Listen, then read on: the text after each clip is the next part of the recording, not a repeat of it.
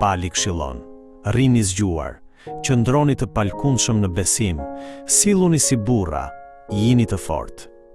Të gjitha këto këshilla janë të lidhura ngushtë me fjalën e Perëndisë.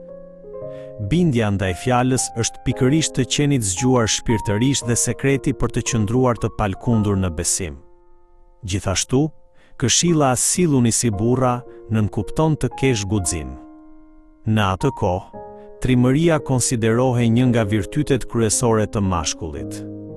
Prandaj, kjo këshill nuk kërkon thjesht një sjellje mashkullore, por do të thotë të jetosh me guxim duke ndjekur fjalën e Perëndisë. Jeta e bindur ndaj fjalës është guximi i vërtet shpirtëror. Edhe këshilla e fundit, bëhuni të fortë, lidhet ngushtë me fjalën.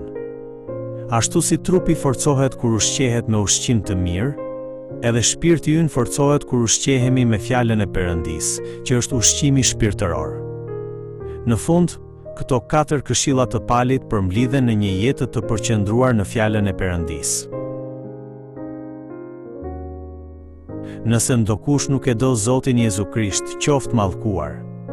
Pali e mbyll letrën me një paralajmërim të ashpër. Të besosh në Jezus do thotë ta duash Zotin dhe t'i shërbesh atij. Përkundrazi, të mos e duash Zotin do të thotë të duash dhe t'i shërbesh diçkaje tjetër. Në Bibël, dashuria nuk është thjesht një ndjenjë, por shprehet përmes shërbimit dhe përkushtimit. Prandaj, fjala greke e përdorur këtu nuk është agapao, por phileo. Kjo tregon një dashuri të afërt miqësore dhe tregon se dashuria për Zotin duhet të shfaqet në jetën e dashurisë për vëllezërit dhe të afërmit. Problemi i kishës zburon nga mungesa e dashurisë për vëllezërit dhe, mëtej, nga humbja e dashurisë dhe përkushtimit besnik ndaj Jezu Krishtit.